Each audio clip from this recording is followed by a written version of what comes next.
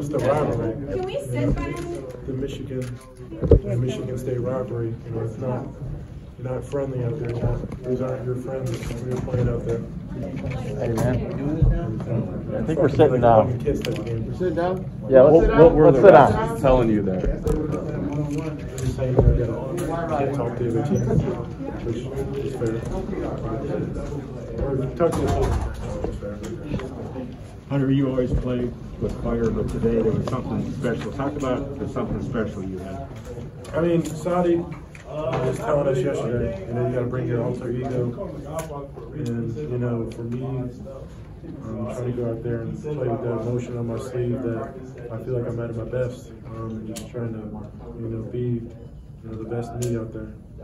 Hunter, I feel like given what happened at the end of the Wisconsin game, like you guys could lose some of your edge and kind of not play with that fire, but do you feel that's happened at all, or you're not worried about stuff like that? I mean, that's who, you know, Michigan basketball is. That's what, you know, Juwan, you know, that's what a Juwan Howard-led team is, you know, gritty.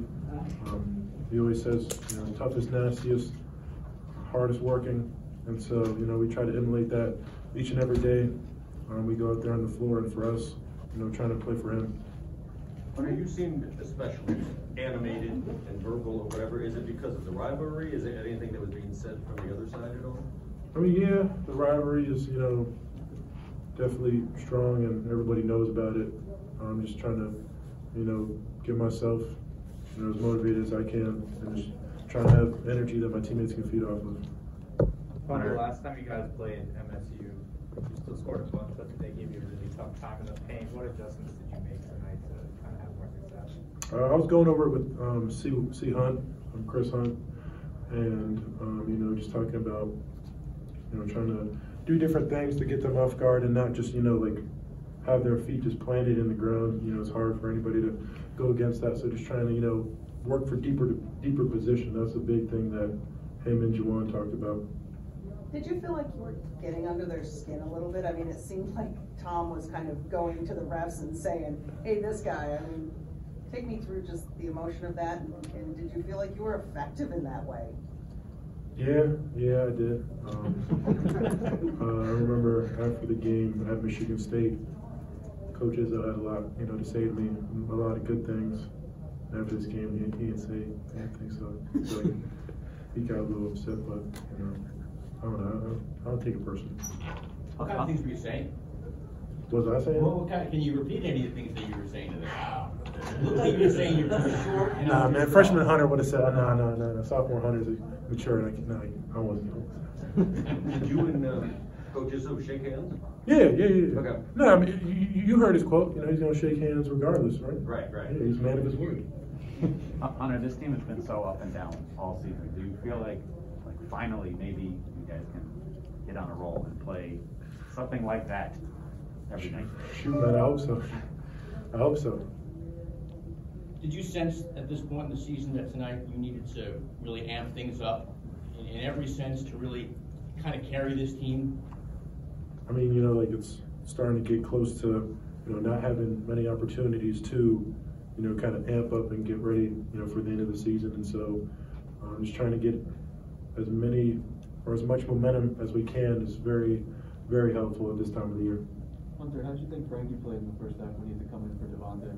I mean, Frankie was huge, you know, bringing in minutes off the bench. When Devontae had 2 fouls, knowing that, you know, he wouldn't be able to play for the rest of the first half. I mean, you know, I think the stats are a little bit misleading. You know, he might have had the most, he might have not had like the most padded stats, but his impact was definitely felt out there amongst his teammates and me for sure.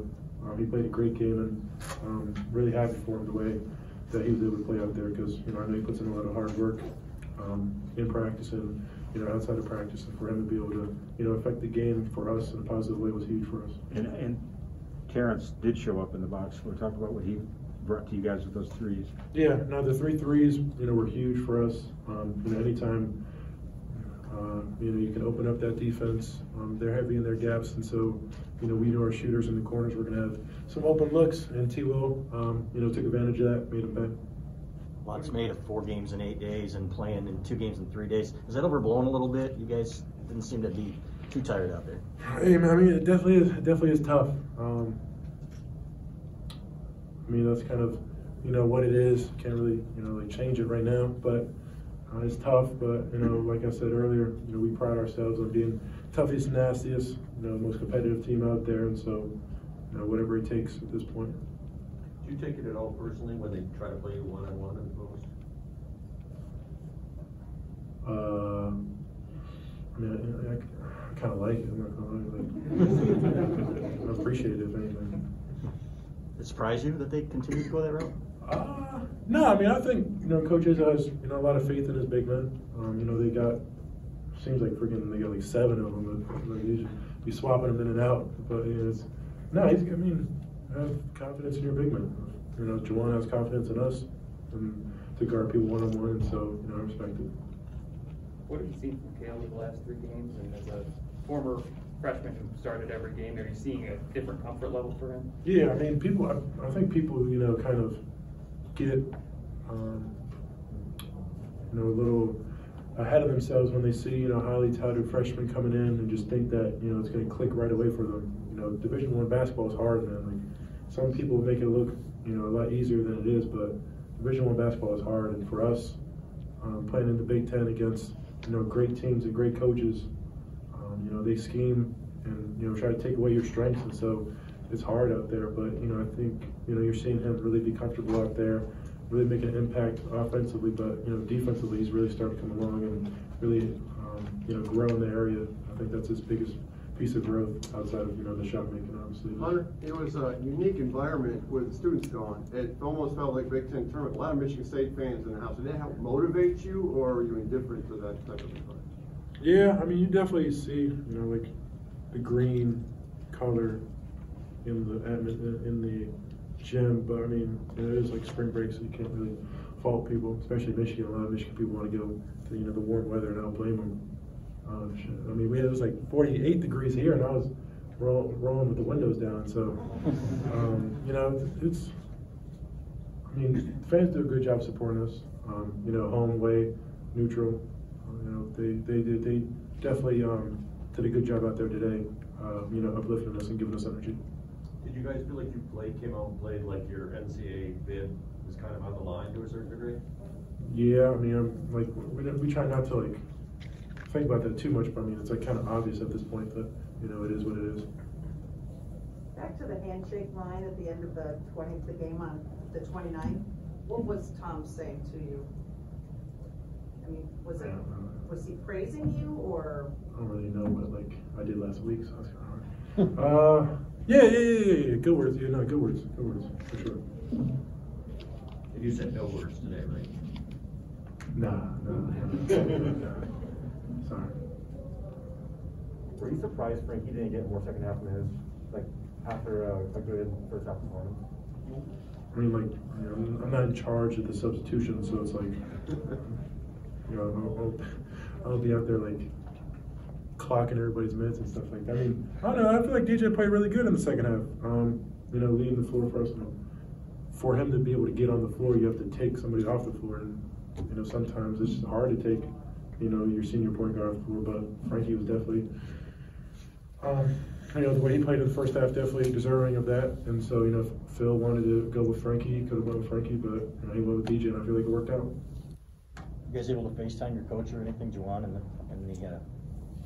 locker room afterwards or anything? I'll probably text him after this. I mean, I went and saw him today at his house, and it was fun to see him. It's been a while since I saw him, and so it was good to go over there and see him. What did he have to say? He gave me some tips and some things, to look for. But we were just kind of talking about how we've been and stuff like that. That's really, what the main reason was to go over there to see him, was just talk about how he's doing. I know it's going a little crazy in the house and stuff like that. Not being able to see his guys, because he loves us so much, and we love him, and so it's hard for him not to be around us. Did his pep talk have anything to do with the animation and intensity? No. He's not like a he's not. He doesn't promote it, but he doesn't not promoted either. He lets me do me out there. You said you guys aren't necessarily like thinking about, you know, the NCAA tournament, but the reality of what has happened within the, you know, the end of the regular season without your coach, what does a win today do to you guys with what you do have on the line? I mean, hopefully we can stop putting us in the bubble. Hopefully, you know, we can cement ourselves and not be, you know, as nervous come Selection Sunday. But I mean, we're just taking it one game at a time, just trying to, you know, improve 1% each day and trying to, you know, become better and better. That's really the mindset. Can't wait for big guy to come back. Was it just you who went over there, or any teammates? It was me and Chase. You know, like, I had to bring his son along. Like, not make it as awkward, but you know, it was fun. One more question. Where did you visit him? At his house.